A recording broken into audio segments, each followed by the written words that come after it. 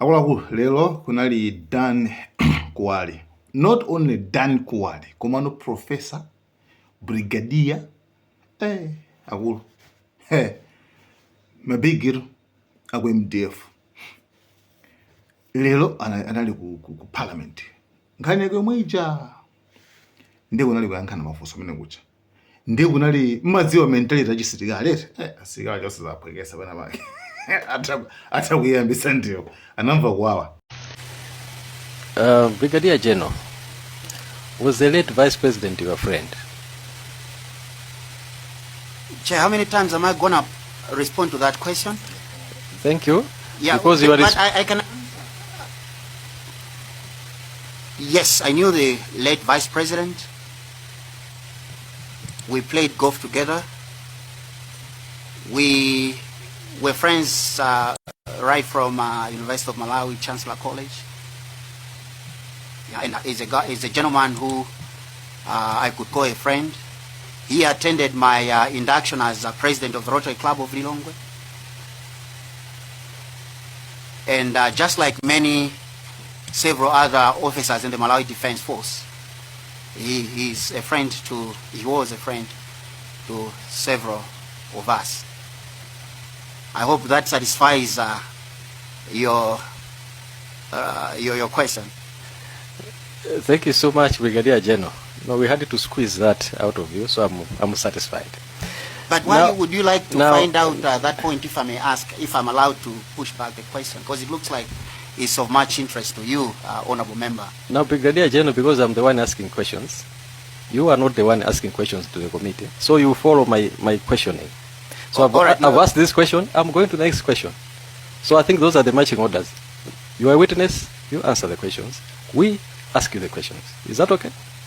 I need to find out the rationale, the raison d'etre of your question. Thank you. Because you don't ask questions that are not relevant, Honorable Member. Thank you. So I've said, I'm asking questions, you are answering questions. Is that okay with you? No, maybe. I would only answer relevant questions, Honorable Member. Can I come in? Maybe.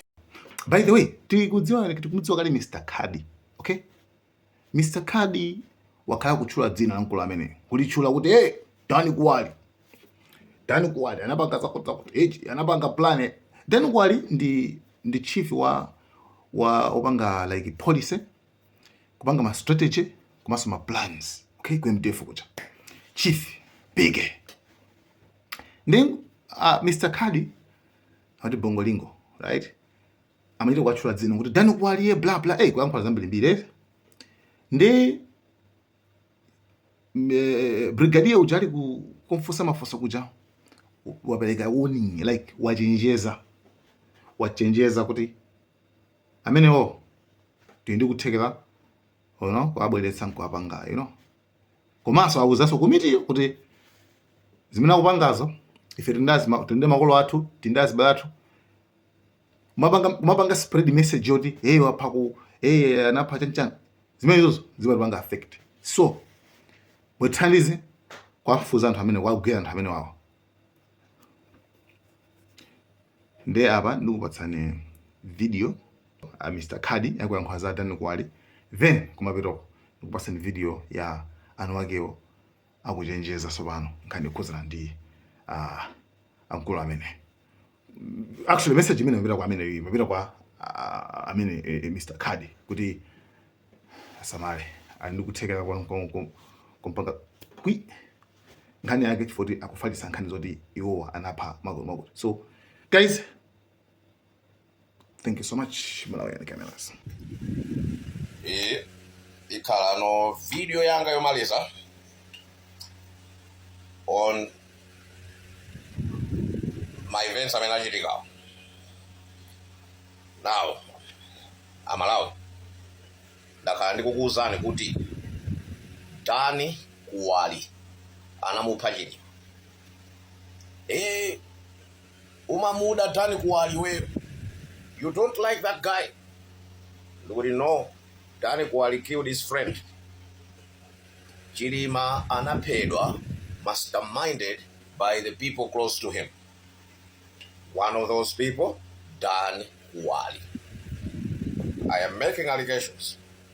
These allegations are being proven in the committee.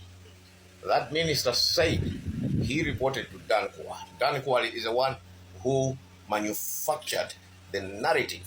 Even President Chakwera anabweretsa to Malawians kuti ndege inabwezedwa ku Zuzu. That was Dan Kuwali giving intel to President Chakwera to manufacture a lie. You can only manufacture a lie if you masterminded the whole thing. Deflection. He wanted to deflect the matter away from him and the MTF. Dan Kuwali masterminded the murder of his friend. And you know, chimani nyasa wambiri. Ndiya kuti Dan Kuwali ndi Saulo Chilima amajeza atu.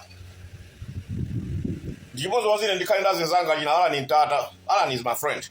Then Alan apange mastermind imfa yanga. I can mention all my friends kuti azinzanga wao apange mastermind. Sisi ngajitike, you have to know.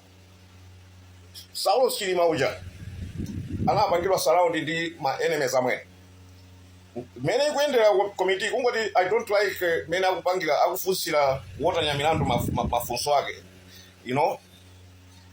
I can understand wota nyamilandu kuti akuchita mantha. Sinanga system ili yonchi. Dan Kuwali now zimene amachita anthu makrugo amene ali ku Malawi apanga hold power. Dan Kuwali anali kuchango. Amaphunzitsa so kuchango nthawi zina. Ndi military lawyer, ali ndi law firm yake, ali ndi amapanga, he gets involved in corrupt cases. Procurement ya military imaenda through Dan Kuwali. China chiliyonse chimene chimagulidwa ku military, Dan Kuwali amalandira kajani ka commission. Dan Kuwali analandira bribe from Sata, Chilima analandira bribe yomweyo amene anamangidwa ndi ndani? Chilima. Taioneni, it's a litany of information. Zionesa kuti Dan Kuwali is trying to protect himself. Now, chimene chimani nyasa ndi Dan Kuwali ndi chakuti iyeyo jani mbuzi kwambiri amona ngati ena ifeyo anthu osazindikira. Iyeyo chimene chimani nyasa nimene yocho. You have your hands in all the pots, in all the cookie jars. Ufuna uje hapa. Vuto la anthu amene mumangoika manjanu mwina muli monse mumakhala anthu opanda ndalama. That is why ndalama timene Dan Kuwali anamphera nzawoyo tima $300,000 ase. $300,000 si ndalama yomphera nzako Dan Kuwali. Come on. You kill your friend over $300,000 ata. I say. Ukamaona Mary Chilima ujoma, how do you feel?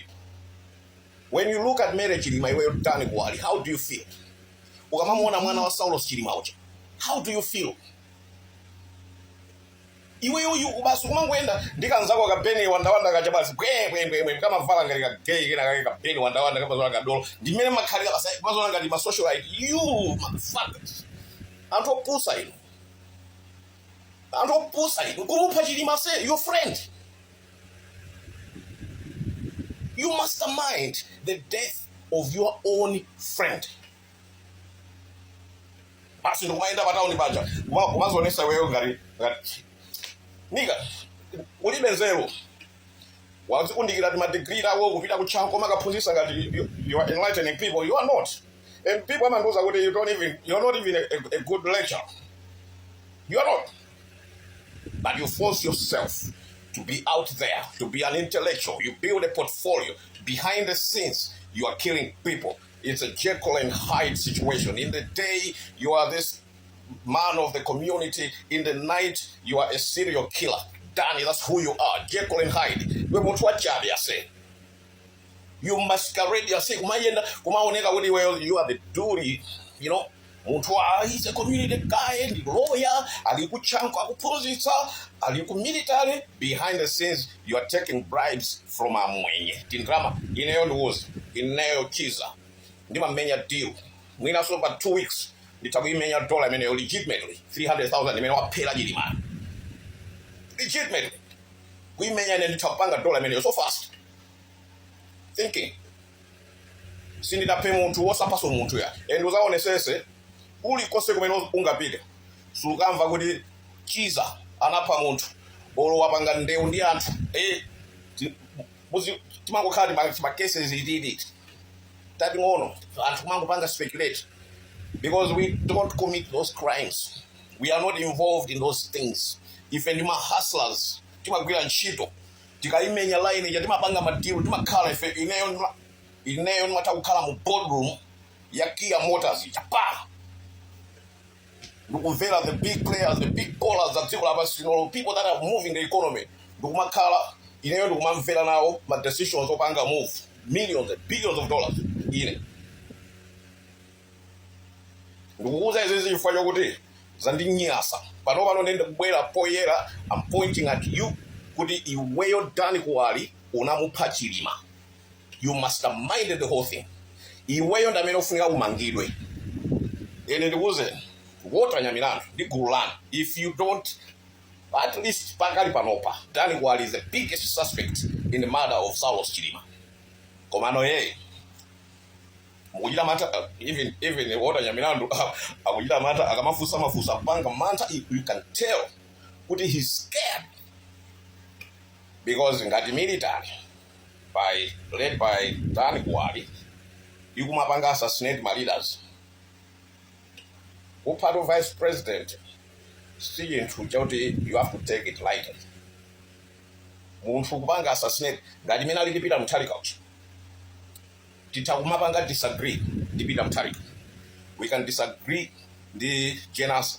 We can disagree the leaders up. When we say these are our leaders, they are leading the nation. They win our pay. This men are not going to Dani Kuwali. They live in a bubble. They think they run the system. They don't run the system. People like us, we are watching the system. We are not part of the system, but we watch the system. We look at it. Timapanga assess system yatu. Timaona kuti uyu ndamena kupanga is. Dani Kuwali masterminded the murder of his own friend. And the amapita wakajeza ni Mary Chilima. The reason why Mary akuoneka she's constantly heartbroken, she has not moved on from the death of her husband, is because she knows deep down kuti ndazinzaka Chilima. Mary Chilima knows kuti azinzakewa. That's why manena kuti Mary Chilima is not a suspect. Koma treat her as one. Ndiko linga chakuti abwere ku commissioning mufuse nzimayocha kuti kodi do you feel kuti panali ena ake amene akanamupha mamuna wanu. I know it's painful. Komano, if you look at what that minister said, akuti napanga report kwa Dani Kuwali, Professor General Kuwali, information imene anabwera nayo chakwera inachoka kwa Dani Kuwali. Pamene